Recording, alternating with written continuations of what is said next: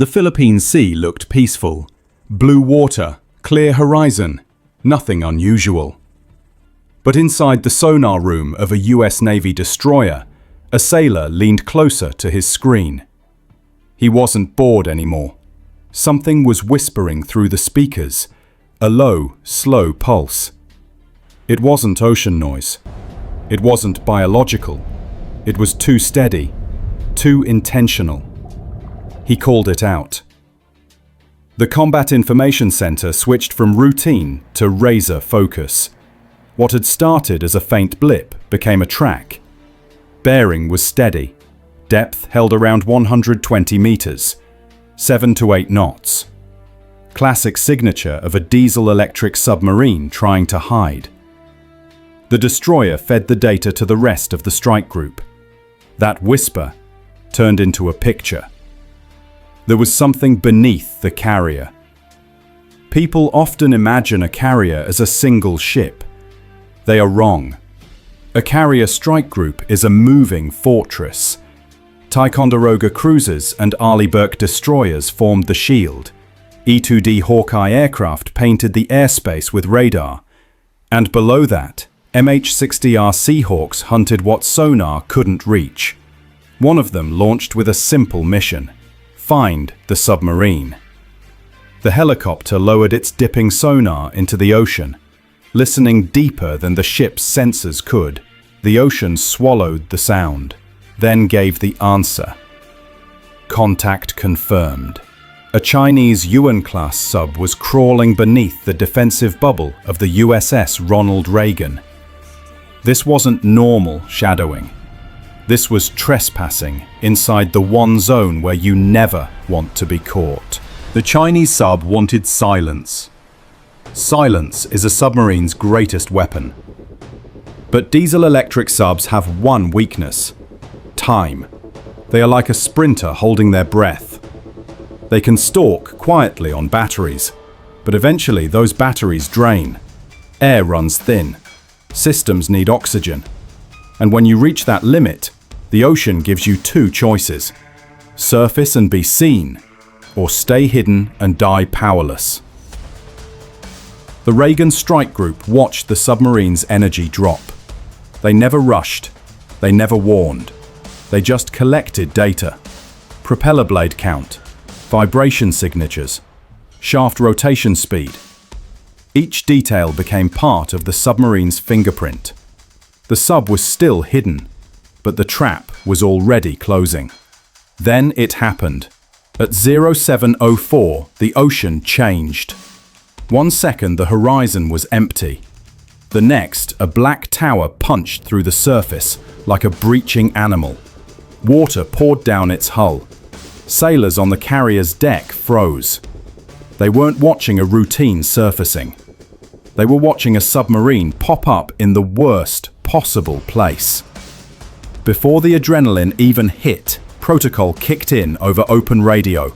Unidentified submarine. You are operating near a United States carrier strike group. Maintain safe distance. No raised voices, no threats, just calm authority. Because discipline is its own weapon. From that moment, the submarine was finished. Every system on that boat became a broadcast tower. Radar sweeps were recorded. SATCOM bursts were intercepted. Shortwave messages to Coastal Command were captured. Even imperfections in the antenna, the tiny distortion in modulation, became clues. Above, the Seahawk lowered another sonobuoy. Now it wasn't hunting. It was recording everything. The sub had surfaced to survive. Instead, it opened itself like a book. The US Navy didn't need to fire a shot. They walked away with months of intelligence. Destroyers repositioned without drama. The carrier didn't change course. Jets kept launching from the flight deck, roaring overhead. The Chinese crew must have felt trapped inside a stadium. For 10 minutes, the strike group treated the surfaced submarine like a coiled snake. Dangerous if provoked, predictable if handled correctly. The Americans stayed calm. Discipline beats drama. Eventually, The sub eased away and slid beneath the waves. No cheers, no celebration. Just a single sentence logged in the operations report. Contact departed.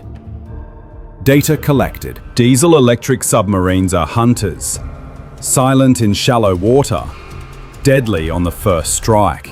But the ocean has rules. When you surface near a carrier, you don't reveal strength, you reveal secrets.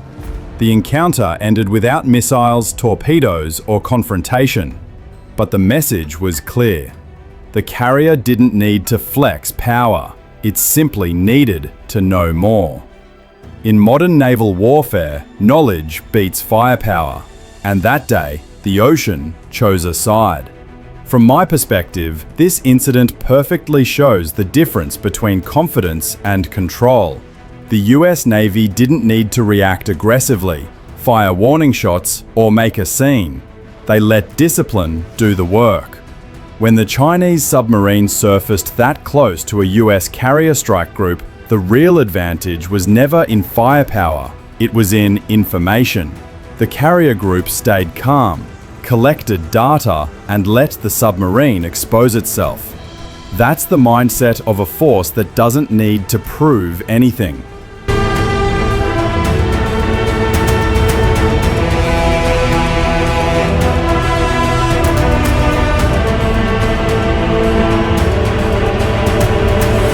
Meanwhile, the submarine gave away its acoustic signature, radar profile, and communication habits, all because it ran out of options.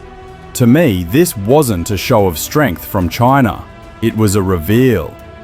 In modern naval warfare, the side that gathers the most information wins, long before a missile ever leaves a launcher. The US didn't chase dominance, it already had it. What happened out there isn't about who has the biggest ship or the loudest message. It's about who stays calm when everything gets tense. The submarine surfaced, thinking it would send a warning. Instead, it handed the US Navy a gift.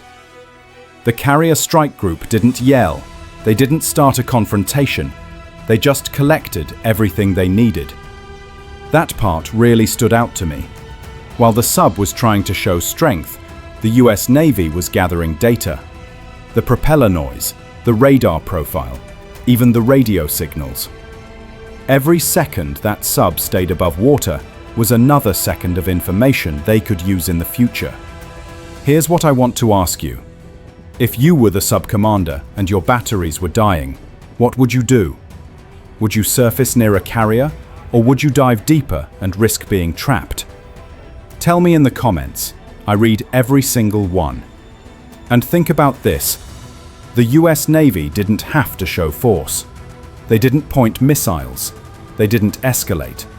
They let discipline speak. That, to me, is what real power looks like.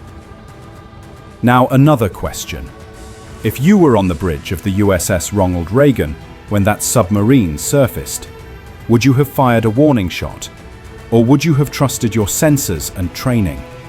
Drop your answer below. The comments always tell the best part of the story. And if you enjoy these real-world breakdowns and want more, hit subscribe. It keeps the channel growing and makes sure you don't miss the next incident. Because in naval warfare, power is not about noise. Power is about knowledge. And sometimes, silence wins.